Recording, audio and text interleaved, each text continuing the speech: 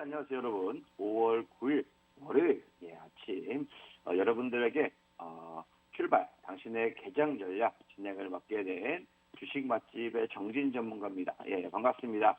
저는 우선 박스경제TV에서 주식과 국내 선물, 그다음에 해외 선물 위주로 방송을 진행하고 있고요. 여러분이 이 방송을 보시면서 저와 함께 성공 투자를 하고 싶다, 이렇게 생각이 드시는 분, 지금 화면 하단에 보시면 QR코드가 보이실 겁니다.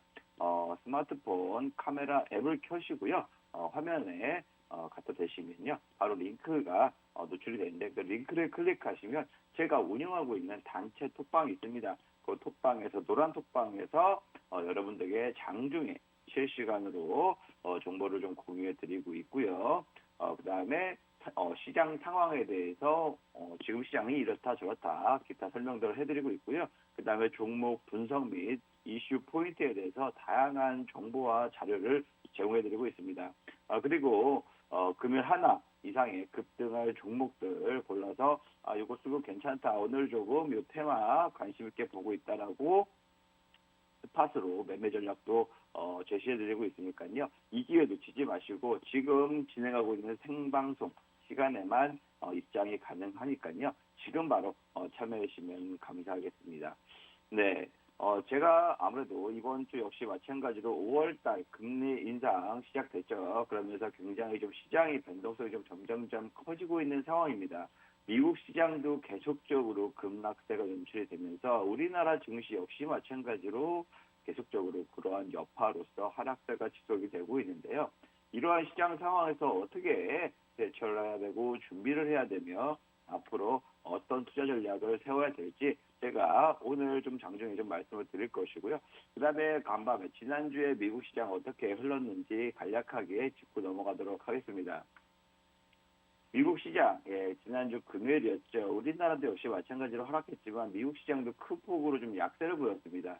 다우산업지수 역시 마찬가지로 0.3%나 하락을 보였고요. 실질적으로 33,000선이 깨지면서 0.3% 하락했습니다. 나스닥 종합지수가 기술주 중심이죠. 기술주 중심의 나스닥, 아무래도 큰 폭을 1.4% 넘게 하락하면서 12,000 초반대로 좀 내려왔고요. 계속적으로 나스닥 지수의 낙폭이 좀 확대되고 있는 모습입니다. 그만큼 작년까지만 하더라도 미국의 거의 대표적으로 가장 상승폭이 뚜렷하게 보였던 지수가 바로 나스닥인데 상승폭이 뚜렷했던 만큼 차익 매물도 더 많이 빠르게 지금 출되고 있는 모습을 보이고 있다. 그리고 S&P 500 지수 역시 마찬가지로 0.6% 가까이 하락 마감하면서요. 3대 지수 모두 하락 마감을 보였습니다.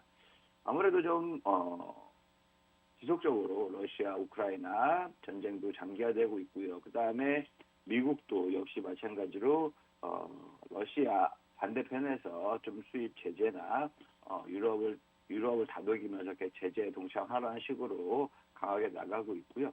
또 더군다나 가장 큰 부담이 바로 중국의 코로나로 인해서 봉쇄령입니다. 상하이가 지금 2달 가까이 봉쇄를 하고 있는 상황이고요. 그 다음에 베이징, 그 다음에 주변 인근의 상업 도시들 역시 마찬가지로 코로나로 인해서 전부 도시 자체를 셧다운 시켰습니다. 봉쇄를 시켰습니다. 그러다 보니까 뭐 애플이든 테슬라든 대부분의 글로벌 기업들의 제품을 생산하는 공장이 중국에 있다 보니까 미국의 기업들도 크게 타격을 받을 수밖에 없는 상황인데요. 이렇게 갑자기 공급망이 축소되다 보니까 글로벌적으로 제품을 생산하는데 굉장히 차질을 빚고 있는 상황입니다. 이 여러모로 악재가 작용을 하게 되면서 조금 미국 증시에도 큰 타격을 받고 있다라고 좀 보시면 되고요. 이로 인해서 지금 물가가 엄청나게 상승하고 있습니다. 이런 물가 상승에 따라서 굉장히 어려운 구간이다라고 볼 수 있습니다. 글로벌 이슈 지금 현재 뭐가 있는지 한 번씩 짚어가도록 하겠습니다. 가장 경제 지표 중에서 선행이 되고 가장 중요한 지표로 꼽을 수 있는 게 바로 실업률, 고용 보고서입니다. 미국 4월달 비농업 고용, 즉 농업을 제외한 고용 수가 42만 8천 명으로 증가를 했습니다. 이러다 보니까 4월 임금이 줄면서 임금 상승 압력이 커질 수 있다. 이렇게 좀 보고 있거든요. 실업률이 3.6%, 굉장히 낮은 수치죠. 원래 미국이 실업률 목표치가 거의 4%, 5% 사이였거든요. 평상시 기준으로 경제적으로 봤을 때.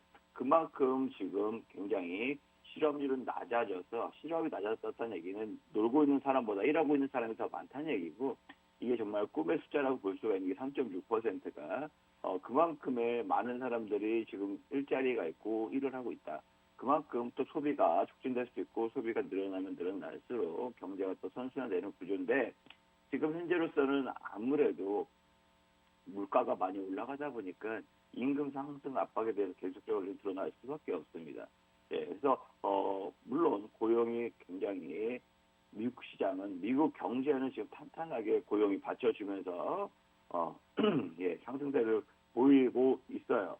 예, 이게 좀 장점이긴 한데 아무래도 신규 고용 건수가 계속 늘고 있고요. 그다음에 오히려 지금 미국은 인력난이라고 합니다. 우리나라도 역시 그렇겠지만 일본도 그렇고요. 인력난이 점차 심각해지고 있는 상황입니다. 그 얘기는, 인력난은 뭐예요? 인력이 점점점 일을 구하고자 하는 기업들은 많고 있는데, 일을 하고자 하는 임금을 받고 있는 근로자는 줄고 있다.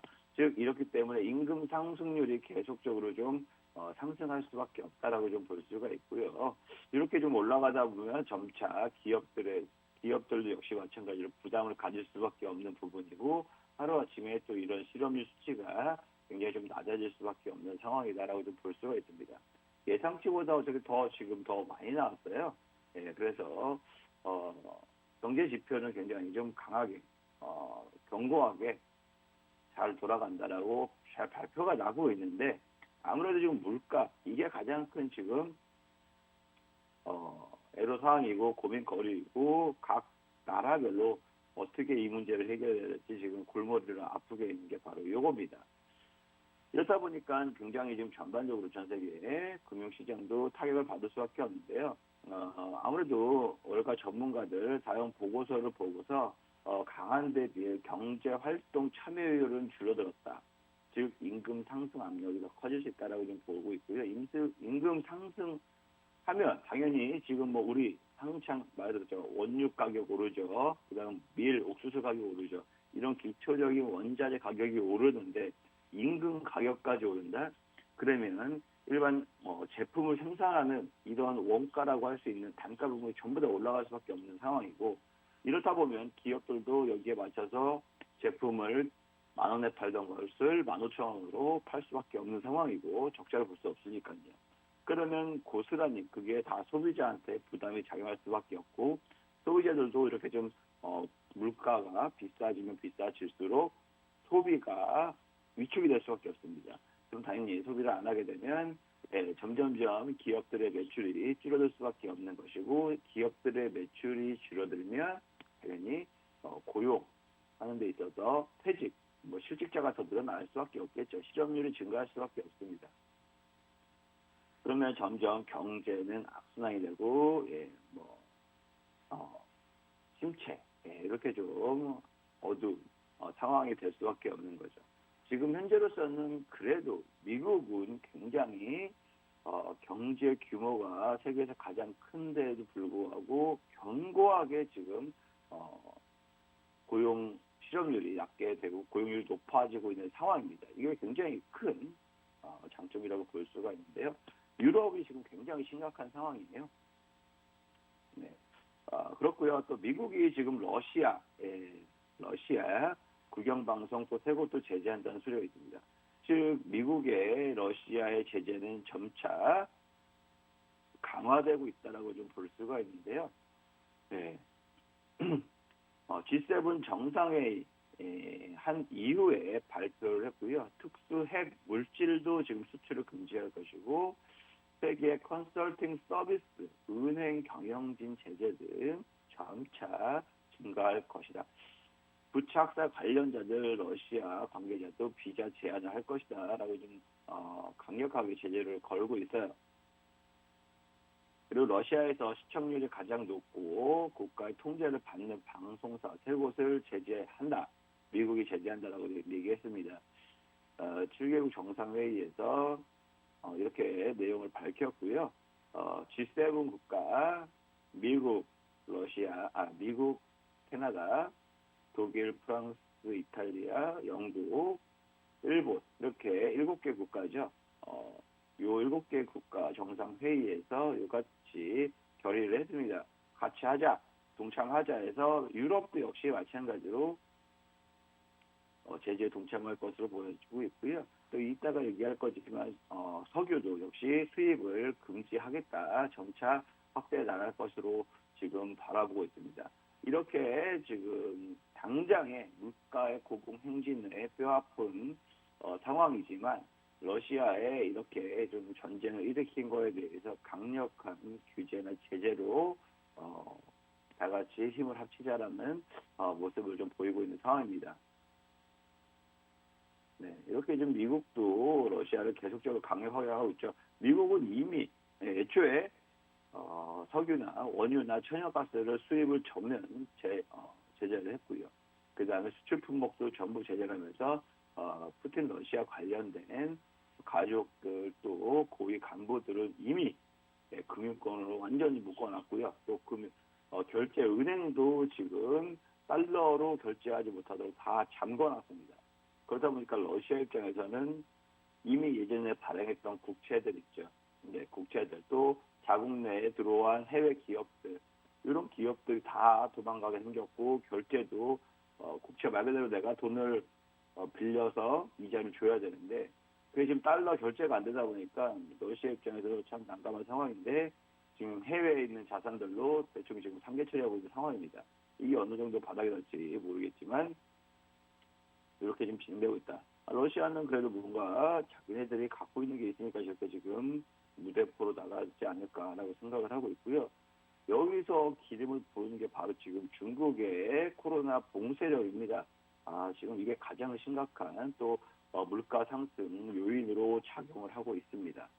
네, 그러다 보니까 미국은 여기에 나름대로 좀 금리 인상을 계속적으로 하면서 발빠르게 지금 대처를 하고 있거든요. 세계 제1의 경제 대국인 미국이 금리 인상을 지금 2차례 했고요.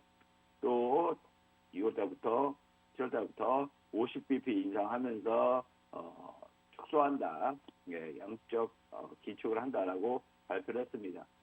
하지만 유럽 중앙은행들은 지금 발빠르게 대처를 안 하고 있어요. 느긋하게 하고 있기 때문에 물가가 더 고공행진을 보이고 있는 게 지금 유럽이거든요. 그 중에서 영국만 지금 발빠르게 금리 인상하면서 영국이 가장 지금 현재 경제 상황에서 가장 발빠르게 좀 대처하는 모습을 보이고 있고, 유럽 ECB는 지금 굉장히 금리 인상을 좀 늦추고 있어요. 왜냐하면 얘네들 한 20개 국가의 경제 공동체이기 때문에 뭐 독일을 기준으로서 경제 정책을 펼치기도 어렵고, 또 굉장히 지금 뭐 그리스나 이렇게 좀 경제가 취약한 데는 이렇게 금리 인상 한 번 하면 타격이 크게 작용할 수밖에 없거든요. 그러니까 여러 나라들 위주로 보다 보니까 금리 인상을 완만하게 좀 하고 있는데, 핀란드 은행에서는 지금 ECB가 금리 인상을 서두르지 않으면 크게 타격을 받을 수 있다라는 얘기를 하고 있습니다. 아무래도 핀란드 중앙은행이죠. 네, 금리 인상을 서둘러야 된다. 이렇게 얘기들이 나오고 있고요. 인플레이션 기대가 올라가지 않도록 고정하는 게 노동시장 반영되지 않도록 이렇게 좀 선제적으로 대응을 해야 되는데, 지금 재료금리 혹은 금리 인상도 굉장히 늦게 하고 있어요. 아직도 금리 인상을 안 하고 있기 때문에 지금 미국도 영국도 2차례 3차례 이상 하고 있는데, 너네는 뭔데 안 하고 있냐, 빨리 해라, 그래야 너네 곧 위기를 처리할 수 있다, 이렇게 좀 얘기하고 있습니다. 네, 22. 지금 1월 물가 상승, 특히나 러시아에 직접적인 타격을 받았던 유럽이 물가는 미국이랑 여타 다른 국가들보다 물가 상승 압력이 훨씬 세거든요. 그럼에도 불구하고 마이너스 0.5%. 대단합니다. 이거 배짱인지 배째란지 모르겠습니다. 네, 굉장히 그만큼 지금 유럽이 발등에 불 떨어졌는데, 아무래도 22 정책위원 같은 경우에는 이탈리아는 각국 국가들의 중앙은행 총재들이 정책을 하기 때문에 다수결도 쉽지 않을 거고 점도표도 쉽지 않을 겁니다. 네. 하지만 다 같이 죽을 수는 없으니까 네. 얘네도 빨리 발빠르게 움직여야 된다. 지금 영국만, 영국은 지금 탈퇴했잖아요. 그래서 그런지 잉글랜드, 영국은행만 지금 서둘러 인축을 시작했습니다. 금리 인상을 가파르게 좀 올리고 있는 상황이죠. 영국이 금융의 거의 선진국 수준의 가장 세계 1위의 선진국이었다가 미국한테 넘어갔잖아요. 그만큼 지금도 아무래도 세계에서 금융권에서는 입김이 있는 게 영국입니다. 예, 아직도 굉장히 큰 금융 강국으로 볼 수가 있고요. 이렇다 보니까 영국도 지금 발빠르게 움직이고 있다. 예, 세계가 이렇게 움직이고 있다라고 좀 보시면서 투자 판단에 고려하시면 좋을 것 같고요. G7 회의가 지난주에 있었는데요. 아무래도 석유 수입 금지, 러시아 제재, 배제 약속을 이 7개 나라가 했습니다. 아까 말씀드렸다시피 러시아 경제 고립 더욱더 강력하게 하자, 심화하자라고 서로 간에 공동 성명 했고요. 고립을 강화할 것이다. 러시아 경제, 석유 수입 단계적으로 중단할 것이고 에너지에 대한 의존도도 점진적으로 낮추면서 중단할 것이다. 세계가 대체 물량을 확보할 시간을 주는 방식으로 할 것이다. 러시아 수입 단계적으로 중단, 이런 내용들이 굉장히 좀 중요하죠. 네. 이미 미국 자체로서는 자체적으로 생산이 가능하기 때문에 원유랑 가스 수입을 금지했어요. 네. 하지만 지금 유럽은 비중이 워낙 40%에 육박하기 때문에 러시아를 한꺼번에 못 끊고 좀 단계적으로 끊을 것이고, 얘네가 유럽이 한 번에 끊고 중동이나 이쪽으로 갑자기 수급이 물리면 우리 아시아 쪽에서는 중동에서 많이 수입을 하고 있는데 공급망에 타격을 받을 수밖에 없죠. 그래서 점진적으로 좀 완화할 것으로 지금 예상이 되고 있습니다. 석유 제품은 올해 말까지 중단할 것으로 보이고 있고요. 네. G7 아까 말씀드린 미국, 영국, 독일, 프랑스, 이탈리아, 일본, 캐나다 이렇게 7개 국가가 정상회담을 했다라고 볼 수 있습니다. 네, 이렇게 G7도 러시아 제재 동참할 것이고 러시아의 제재가 강하면 강할수록 글로벌적으로 특히 우리나라 입장에서도 원자재 가격이 상승 압력이 바로 체감이 될 수밖에 없다라고 볼 수가 있습니다. 네, 그렇기 때문에 이 골드만삭스 미국의 대형 3대 은행이라고 할 수 있죠. 여기서 지금 보고서가 났는데요. 이머징 시장, 우리나라도 지금 미국 시장에서는 이머징 시장으로 분류가 되고 있습니다. 유럽 증시에서는 약간 선진국 시장으로 분류가 되는데 미국 시장에서는 아직 이머징 시장으로 분류가 되어 있거든요. 예, 그렇기 때문에 이머징 국가들 통화 약세에 커질 수가 있다. 신흥국, 주요 9개국 통화 회복세를 보이고 있지만 유가 상승, 식품 가격 상승하면은 신흥국 통화 굉장히 약해질 수 있다. 그러면 달러가 강세가 되면 당연히 증시에도 자금 이탈이 뚜렷하게 나타나면 당연히 증시도 크게 하락세를 나타낼 수밖에 없겠죠. 네, 이렇게 좀 약세가 증가하고 있다는 모습 말씀드리고 싶고요. 실질적으로 식품 가격이 이렇게 좀 많이 크게 충격이 가면서 굉장히 지금 미 옥수수 가격들이 천정부지를 치솟았고 남아공도 역시 마찬가지로 민감하게 좀 제가 인도네시아, 폴란드도 지금 인도네시아가 변동성이 낮은 인도네시아, 예. 우리나라나 남아공 랜드와 같이 민감한 통화는 매도하고 변동성이 낮은 자체적으로 수출 비중이 높은 통화들은 아무래도 변동성이 클 수밖에 없고요. 자국 내의 통화 수출 비중이 좀 적은 나라들은 조금 안정화될 수밖에 없죠. 덜 민감할 수밖에 없죠. 네. 이런 식으로 지금 계속적으로 신흥국들의 통화가 굉장히 약해질 수 있으니까요. 오히려 매도 포지션을 취하라라고 지금 목을 모건 스탠리에서 보고서를 냈습니다. 이 얘기는 글로벌 투자자 입장에서는 당연히 매도해야겠다라는 심리가 반영이 될 수밖에 없고, 그렇게 되면 될수록 우리나라 증시에는 악영향을 미칠 수밖에 없죠. 우리나라 또 금리 인상 4번 한다고 했으니까 점점점 약세로 갈 수밖에 없다. 이렇게 좀 도표를 보면요, 이게 지금 골드만삭스에서 보고서를 낸 건데, 지금 우리나라 워낙 엄청나게 쇼치라고 얘기를 하고 있죠. 쇼트 매도라는 포지션입니다. 그래서 아마 우리나라 증시도 여기에 타격을 받을 수밖에 없으니까 이 내용들 조금 고려하면서 투자 판단에서 좀 참고하셨으면 좋겠습니다. 자, 그러면 제가 지금 글로벌 이슈 지금 여기까지 지금 체크해드렸고요. 잠시 후에 국내 산업 혹은 테마, 또 글로벌 테마나 어떠한 섹터나 산업들의 이슈가 있는지 다시 한번 시작하도록 하겠습니다.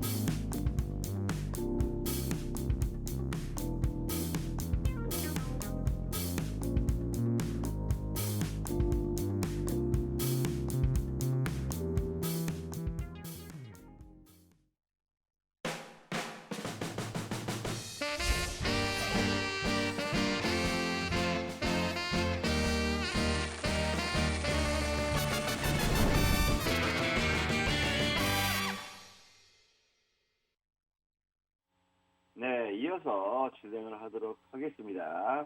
아무래도 당신의 개장 전략, 월요일마다 제가 이렇게 좀 방송을 진행하고 있는데요.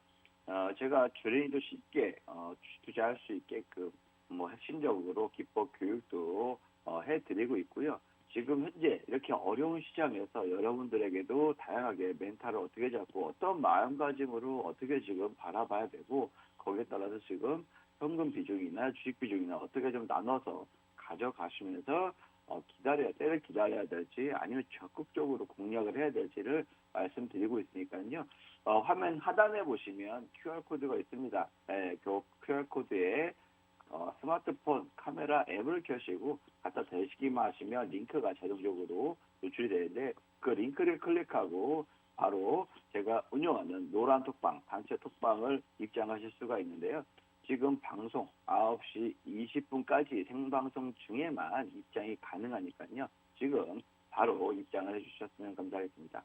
자, 그러면 이어서 진행하도록 하겠습니다.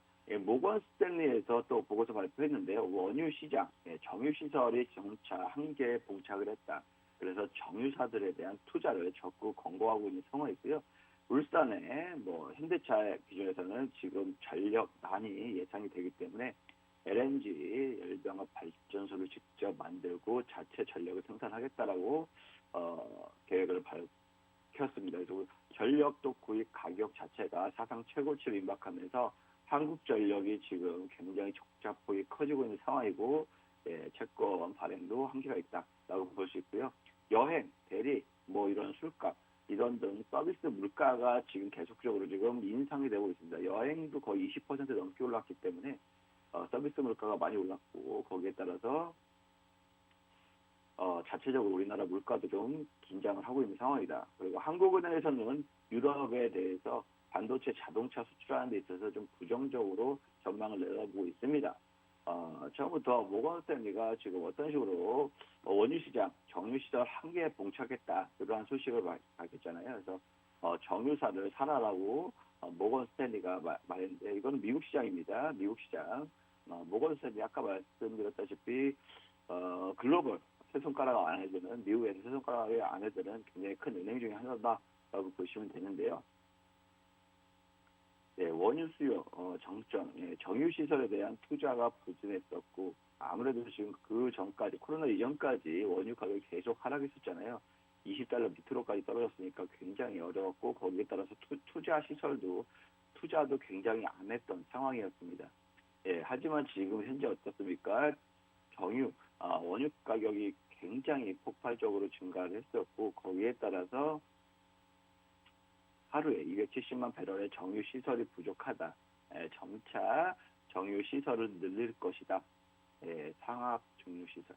예, 이렇기 때문에 미국도 역시 마찬가지로 증가를 할 것이고 여기에 따라서 정유 시설, 정유사들의 가격이 재고 자산 가치가 상승할 수밖에 없고요. 세계 정유 시설 처리 용량은 회복되지만 수요와 지속적인 생산시설 부족으로서 마진이 엄청나게 크게 커질 것이다. 이건 우리나라 지금 주식시장에서 지금 움직이고 있는 상황이잖아요. 원유 관련주, 한국석유나 중앙에너비스나 이미 올 초에 1월 달부터 주가가 3배, 4배 이상 폭등을 했었죠. 역시 이러한 것들을 예상했기 때문에 경제 제가 말씀드렸지만 모르겠어요. 경제는 주식시장은 경제에 한 6개월에서 1년 정도 선행을 합니다. 그만큼 먼저 움직인다는 얘기입니다.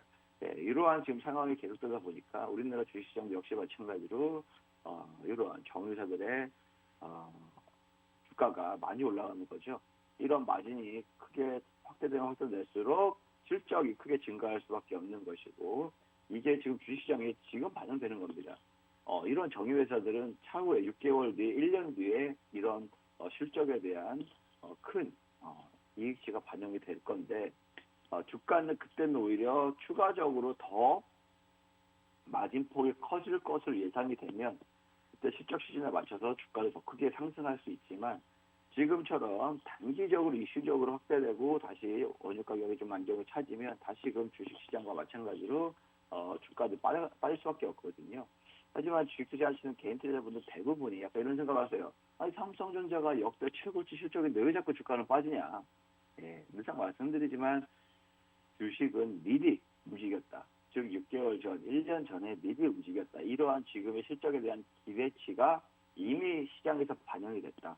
지금 실적이 나온 것들은 아무래도 예상치보다 잘 나왔냐 못 나왔냐에 따라서 주가가 반응이 조금씩은 다르게 있을 수 있지만 이미 반영된 것이다라고 좀 보시면 되고요. 지금 주식시장의 주가가 빠지는 이유는 앞으로 향후에 그걸 지금 반영되고 있는 상황이다라고 좀 보시면 됩니다.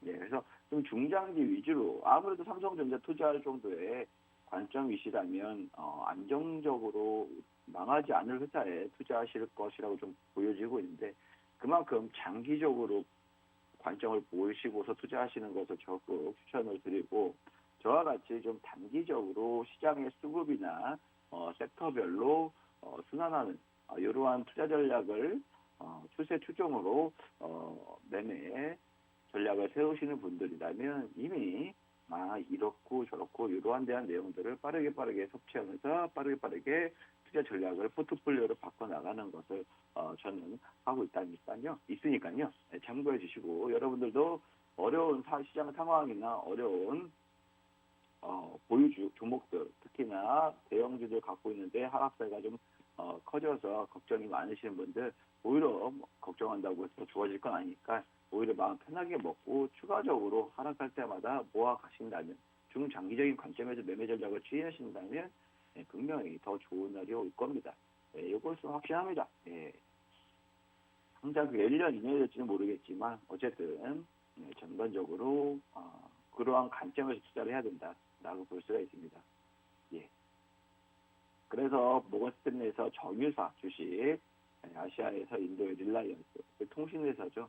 인도는 부익부, 빈익분이 더 크게 다가기 때문에 이런 회사, 한국의 SOL, 태국의 타이오일, 미국에서는 발레도 NPC, 이런 회사를 추천을 했다. 모건 스탠리에서요.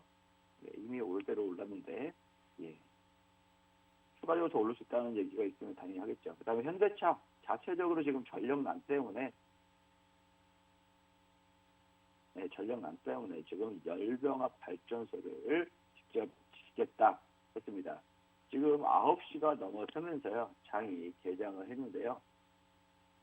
올해와 마찬가지로 지금 시장은 크게 흔들거리면서 하락 출발을 보이고 있습니다. 그나마 좀 강세로 보일 수 있는 시장이 닭고기, 육계 관련주들, 그 다음에 정치인 관련주, 지금 이재명 전 경기지사 관련주들이 장 초반에 강세를 보이고 있고요. 국회의원 출마한다는 소식에 지금 지난주 금요일부터 급등세를 나타냈고요. 오늘도 추가 상승을 보이고 있습니다. 그리고 또 국무총리 지명자나 이러한 관련주들도 강세를 보이고 있는 상황입니다. 그리고 대부분의 약세이기 때문에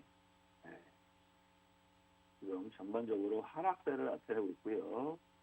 그 다음에 또 전쟁에 대한 어려움이 있다 보니까 지금 전쟁에 대한 방산 관련주들도 강세를 보이고 있네요. 근데 오늘 시장이 좀 하락 출발을 보이니까 거기에 따라서 지금 이렇게 약세로 진입하는 모습이다라고 볼 수가 있고요. 이러한 우울한 시장 전망은 계속적으로 이어질 수밖에 없고, 그나마 단기적으로 좀 공략할 수 있는 것들이 있다면 그때 제가 노란 톡방에서 장중에 실시간으로 말씀드리고 있다는 점 참고해 주시고요. 지금 현대차 다시 한번 돌아와서 국내 이슈가 될 만한 기사를 다시 한번 보도록 하겠습니다. 울산 공장에다가 직접적으로 LNG 열병합 발전소를 짓는다고 얘기했습니다. 직접 생산, 그만큼 전력난이 시급하기 때문에 해외 액화천연가스를 직접 지어서 직접 수급을 해야겠다. 왜냐하면 지금 전 세계적으로 만약에 유럽에서 중동 쪽으로 수입을 크게 늘리다 보면 우리나라 입장에서도 그것을 공수하는 데 있어서 가격이 크게 오를 것이기 때문에 자체 생산으로 좀 바꾸겠다. 올해부터 2025년까지 공장을 짓고 전기 자체를 하겠다. 72%를 생산하겠다.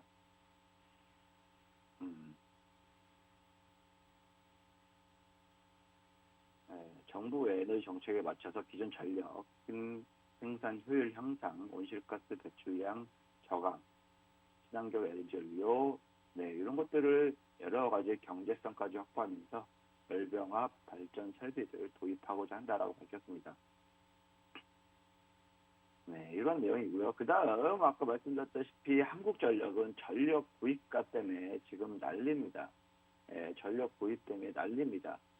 이만큼 한국 전력도 역시 마찬가지로 한국 전력을 구입해서 자체 생산한 것도 있지만 수입해서 다시 연료를 재생산하는 역할도 하고 있는데, 연료 가격이, 에너지 가격이 오르다 보니까 전기 요금 자체적으로 반영하지 못하고 있는데, 이로 인해서 올해 30조 원이나 적자를 기록하고 있습니다. 이게 국영 기업이니까 지금 이렇게 되는 거지, 일반 민간 기업이었으면 다 이거 소비자한테 전가를 할 수밖에 없는 거죠. 그렇다 보니까 굉장히 크게 약화되고 있고요. 전력 도매 가격도 지금 계속 오르는데 막상 전기 요금은 올리지 못하고 있는 상황이다 보니까 지금 역마진이 굉장히 커지고 있는 상황입니다. 그리고 윤석열 정부가 들어서면서 연료 가격이 오르면 전기 요금에 즉각 반영할 것을 보여주고 있고요. 여기에 따라서 다양한 내용들이 있을 것으로 보여지고 있습니다. 아무래도 지금 채권 발행 자체가 4개월 만에 이미 작년, 4개월밖에 안 되는데 이미 작년치에 채권 발행 양을 넘어섰습니다. 금액을 넘어섰습니다. 그만큼 지금 굉장히 역마진 구조가 커지고 있는 상황이다라고 좀 볼 수가 있고요. 이런 게 굉장히 좀 안 좋게 보여지고 있고, 재차 지금 한계치까지 차여 있어서 정권이 바뀌면서 바로 이게 또 전기료 인상으로 부과될 수 있는 부분도 있다라고 볼 수가 있습니다. 전반적으로 좀 안 좋네요. 이런 전기값이 인상되면 인상될수록 기업들의 입장에서도 원가가 또 올라가는 요인이 될 수밖에 없고요. 부담스럽게 작용할 수밖에 없고요. 일반 소비자들도 지금 부담이 될 수밖에 없는 상황이다. 소비 물가가 오르는 원동력이 될 수밖에 없다. 소비 물가가 오른다. 이렇게 좀 보시면 됩니다. 전기가 안 들어간 데가 없으니까요. 그래. 그리고 또 마찬가지로 단체 여행, 지금 여행 가격, 여행 비용이 아무래도 항공 유류값이 오르다 보니까 원유 가격이 오르다 보니까 여행 비용도 지금 오르고 있습니다. 그리고 대리비도 지금 서비스 물가, 영화표도 오르고 서비스 물가가 지금 계속 상승세. 1년 전보다 무려 4.5%나 올랐다고 보고요. 13년 만에 최고치다. 물론 해제로 인해서 수요가 폭발적으로 증가한 것도 있지만 플러스 알파 원자재 가격 상승으로서 서비스 물가도 지금 계속 오르고 있다. 네.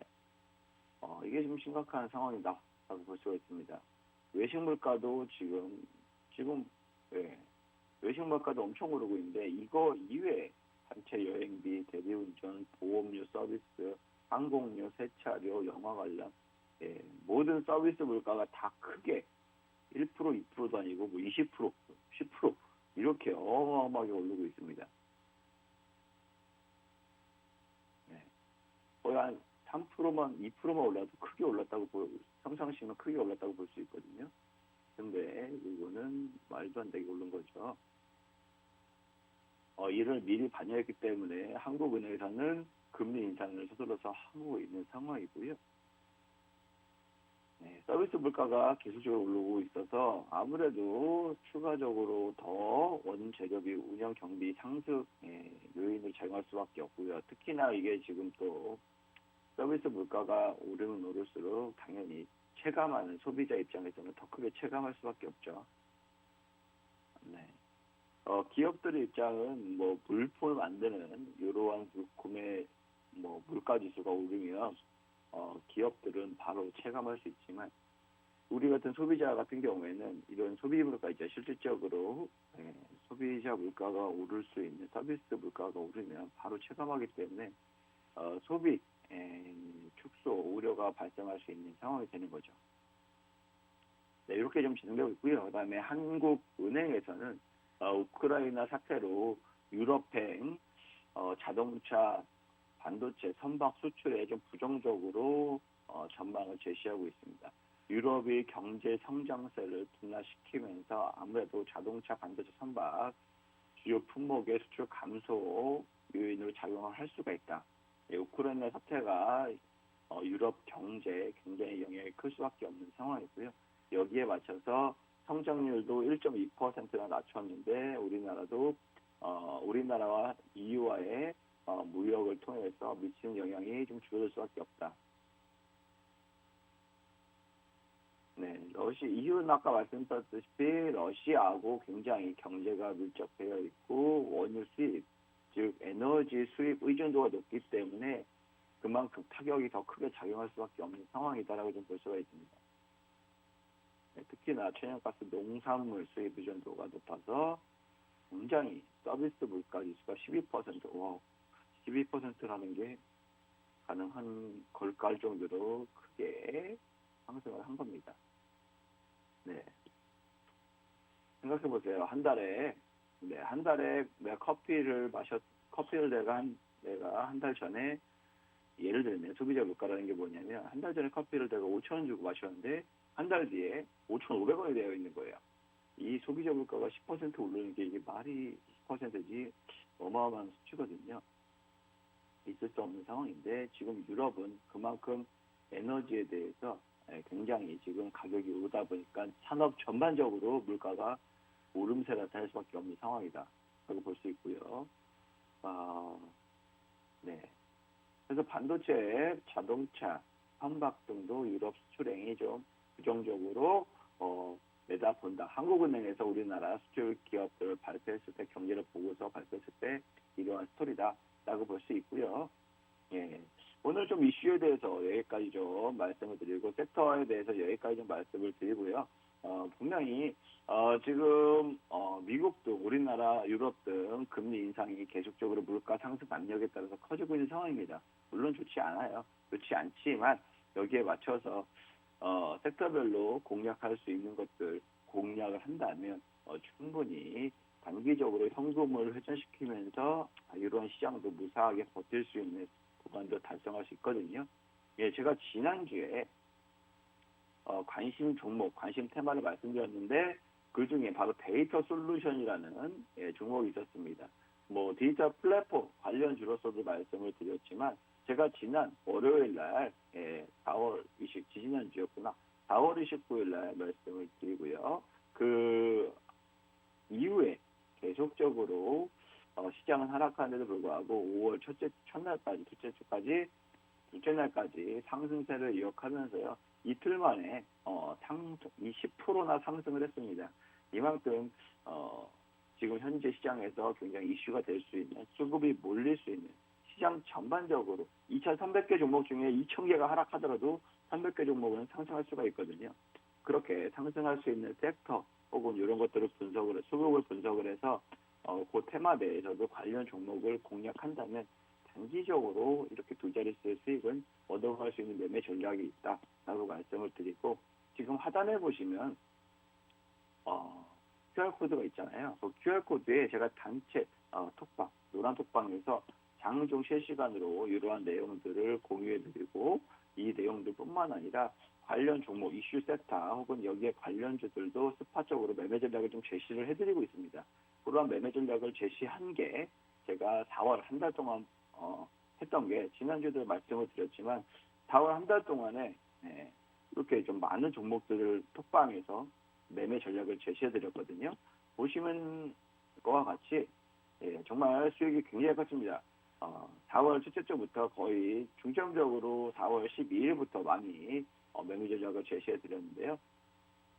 이때까지만 하더라도 원유 관련주, 천연가스 관련주들이 시장에서 수급을 집중했었고, 또 선박 관련주들도 굉장히 수급에서 강한 상승 우위를 차지했기 때문에 철강 관련주들도 마찬가지죠. 그래서 실질적으로 1주, 2주일 만에 거의 30%, 40%까지 급등하면서 많은 분들이 노란톡방에 참여하고 계신 분들이 수익을 많이 보셨고, 그러면서 막 수익 인지도 많이 올려주셨습니다.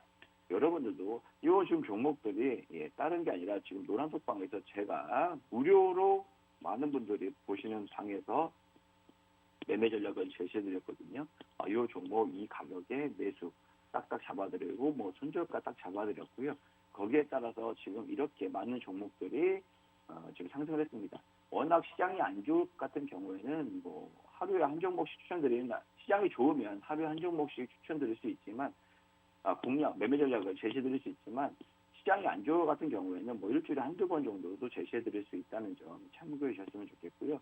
이렇게 지금 성과를 냈습니다. 뭐 하루 만에 7% 수익 냈고, 그 다음날 또 진입해서 2, 3일 만에 다시금 수익을 내고, 마찬가지로 뭐 일주일 만에 이렇게 두 자릿수 NPC, NFC 같은 경우는 폐배터리 관련주 20%를 딱 하루 만에, 오늘 예를 들어 오늘 이 종목 매수 매매 전략을 제시해드렸는데 다음날 막 상한가 갔어요. 이런 종목이 바로 NPC입니다.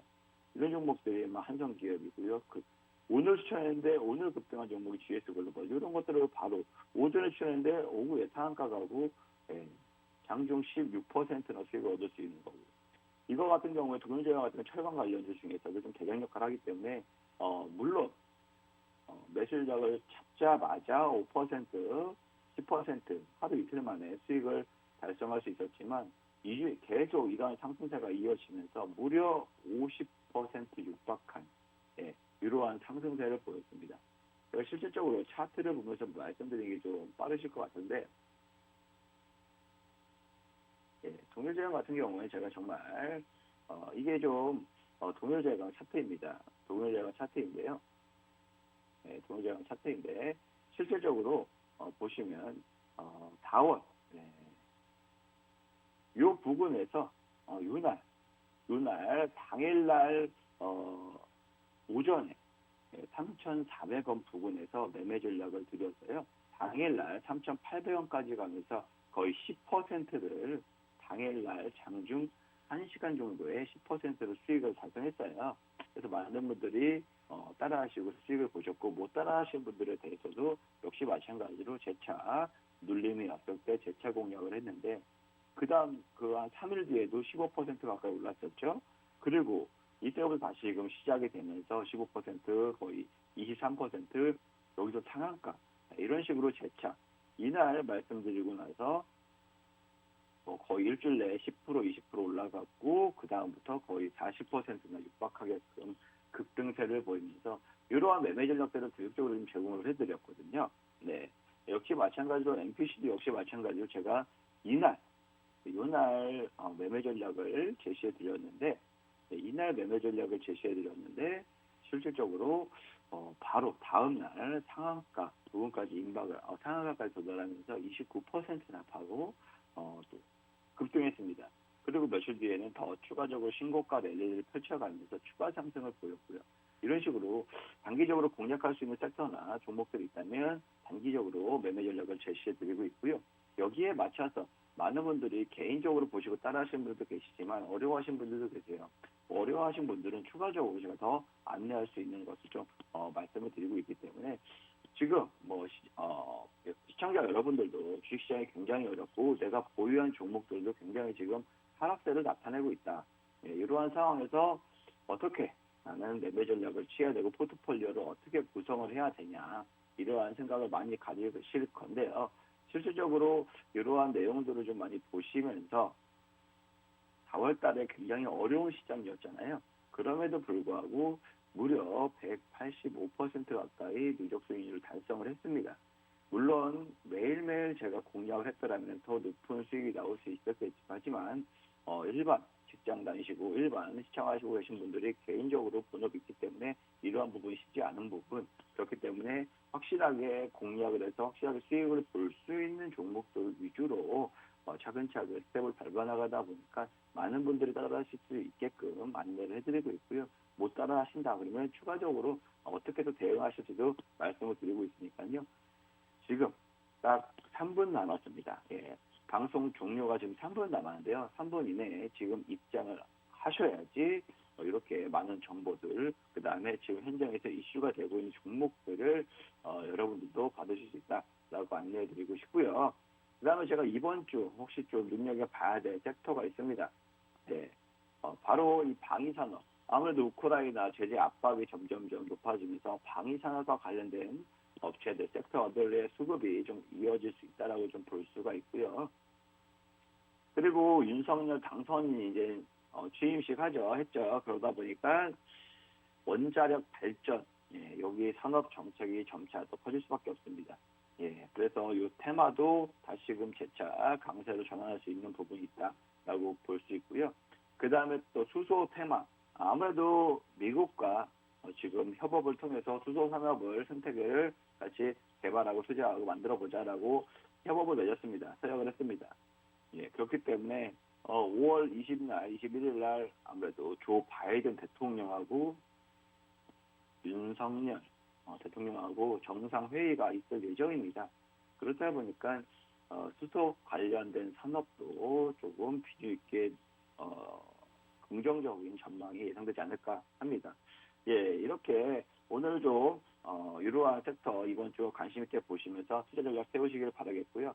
5월 9일 제가 주식 맛집 정진 전문가가 하루 방송을 했는데요. 지금 바로 하단에 보시면 QR코드 입장해 주시고 많은 관심과 시청 감사드리도록 하겠습니다. 이상 주식 맛집의 정진 전문가였습니다. 감사합니다.